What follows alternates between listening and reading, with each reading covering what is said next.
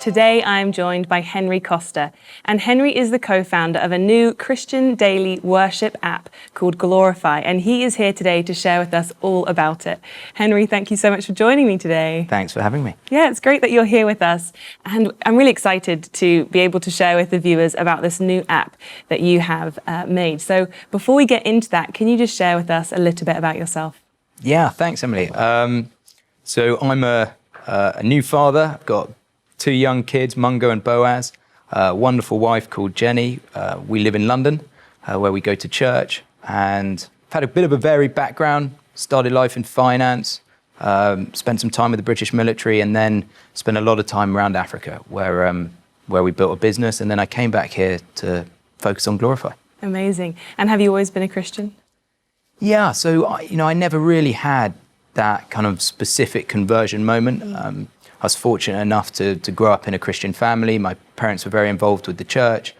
But I think there was, looking back, there were probably 2 specific moments for me. One in my teens when that relationship with God, suddenly it wasn't something that was put upon me, it became mine. And there was a real specific spark there. And I think, looking later in life, when I was in the army, there was another real kind of impactful moment for me in my Christian walk. And that was when I had a really bad fall. I was climbing, I didn't have any ropes, and I fell 50 foot. Wow. And I fell onto hard surface. And really, I shouldn't be here today, and I certainly shouldn't be kind of in one piece. And I certainly shouldn't have walked away. And I did. Well, I kind of hobbled away. And later on in the hospital, they were all calling me the miracle child because they knew where I'd fallen from, and they couldn't believe that I was fine. They kept doing scans, they kept searching my body, and other than kind of minor bruising that you'd expect, I was fine. And I spoke to my family later that night, and an amazing thing happened. Was my older sister, she was walking down the street, and she suddenly turned to her husband and said, "We've got to stop. We need to pray for someone in the family. Something's happened, we need to pray for protection." Wow.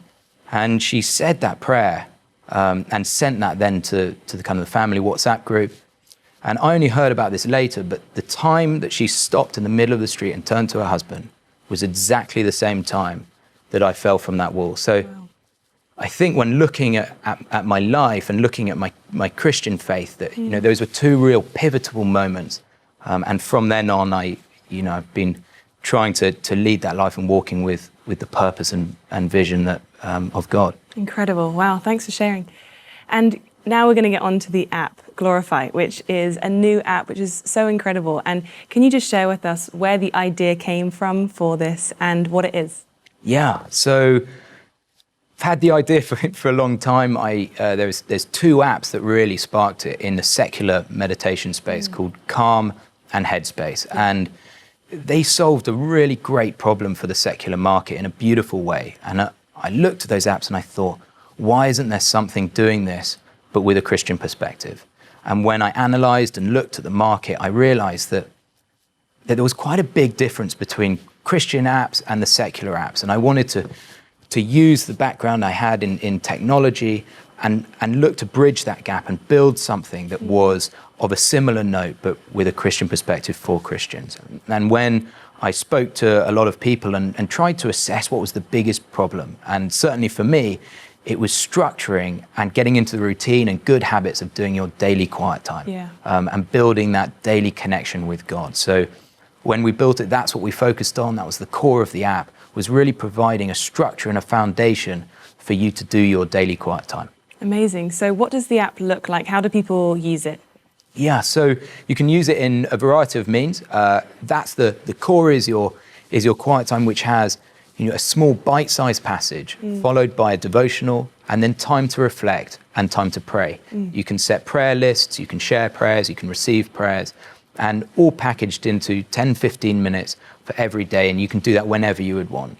And then there's other features. We've got the Bible, multiple versions. You can journal, note, pray, and then meditations, declarations, and other content throughout your day, whether it's to wake you up in the morning, send you to sleep at night, or relax you or unwind. That's so good, because I think sometimes you know, in the world we live in, people can sometimes wear busy as like a badge of honor. Yeah. You know, it's something that they're proud of, and we can always get stuck on like the hamster wheel of life, because sometimes when we step off that, we have to take time to think and consider, you know, the world around us, and also leaving time for God to speak. So, you know, we can all come up with excuses with not having enough time, or, you know, not having it as easy as possible, because everything is so easy for us to get now. If we need food, if we need clothes, whatever, we can be on our phone, and, you know, the next day or in an hour we get something at our door. So why did you see such a need for something like this, and how do you think it's going to really change the way people connect with God? Well, I think I'm probably a case in point, and certainly my wife was as well. We, you know, had lofty ambitions at the beginning of every year that we'd do every single day. We'd do our quiet times, but there was always something that would get in the way. You know, my Bible wasn't close enough. I had done the commentaries that I was currently following, or they were too long, or I didn't have enough time. And so we thought, well, let's package that together. Let's make it bite-sized and manageable. Let's allow it so you can use it on. You can listen to it in the car on your way to work, or if you're in the underground, or at any point. It's always there and it's always accessible. And I think connecting with God on that daily basis, even if it's for a short period of time, is so important, just to start or end your day, or in your lunch break, just to refresh your walk with God, and so He's walking at your side. So when do you use it? Are you someone who uses it in the morning, the evening, or throughout the day? Yeah, well, I've always been an early riser. Now with the kids, especially so. Yeah. So in the morning's a good time for me. Sometimes first time I sit down at my desk, but I also use some of the other content in the evening. So if I've had a busy day, if I want to unwind, then the meditative content is, you know, I find really useful. And yeah, definitely. So when did this idea first come to you, and how long did that process take to actually get the app at a place, you know, ready to share with the world? Yeah, so, well, it came to me probably about 5-6 years ago, looking at what Calm and Headspace were doing, and it was always just tugging at me. Yeah. And then must have been 18 months ago, decided to commit to it. So we spent about a year developing the app. We launched it in test phase onto the App Store at the beginning of this year. And we've been testing it ever since, and just speaking to users, making focus groups, tailoring the experience, understanding really what people wanted, what kind of content they wanted, what length. Everyone does their daily routine differently, and we wanted to provide something for everyone. So, and now we are where we are now, and we think we've got a much more refined version, certainly, than where we started. Amazing. Well, we have a little clip to show everyone a little bit of what the app is and what you can expect from it. So take a look at this. Good morning. Let's declare to the Lord. Let us bring Him into our day. Repeat these after me. I am a person of great hope and optimism. In every situation I face today, I will be confident and know what I am to do. Because I believe there is a solution for every difficulty, I will see solutions manifest in incredible ways. Even in the most difficult situations. I am significant. And what I will do today will be significant. Amen. That's so great, isn't it? It's very calming. It is. I feel calm even here after watching that. It's great. Yeah, I've watched it quite a few times, obviously, and no, it's nice to see it again. No, it's so good. And what kind of feedback have you had from the app, from people? Yeah, that's been so encouraging. Sometimes when you're building something like this, you spend a lot of time behind a computer, and you can get lost in the detail. And it's the feedback that we've had, which has been amazing, which really brings the purpose to life and brings the impact we're having to life. So, the reviews that we've had on the App Store, are amazing. The emails we get every day of people just saying thank you, or giving an example of a time they were in and how this has helped. help them in their journey with God. So that's been a very encouraging thing for us. Yeah, so great. And there might be people watching who go to church on a Sunday, but don't necessarily spend time in reading the Bible or praying or even meditating on God's word every day. What benefits have you seen of it in your life, and how would you encourage those to connect with God daily and reading scripture daily in their life? Yeah, so I think everyone connects with God in different ways, and there's no right or wrong way to do that. But what I've always found is that the regularity of doing that is so important. And even if it's just a small bit every day, or if you miss a day, that doesn't matter. But trying to create that routine and trying to create it in a regular way just reinforces and refreshes your relationship with God. And in my life, if I look at times past where I have done this every day, or I look at times when I haven't, I can really see a significant difference in my relationship with God, and really my relationship with my work, with my family, with my surroundings. Yeah, and it's an app for all ages as well, really. Even those who are younger, even teenagers could be able to, plug in and use it. What would you have to say about that, having different ages using it? Yeah, I mean, we wanted to create an app for everyone.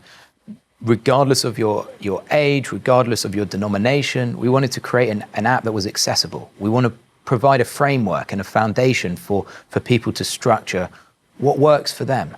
And you just saw there an example of one of our declarations.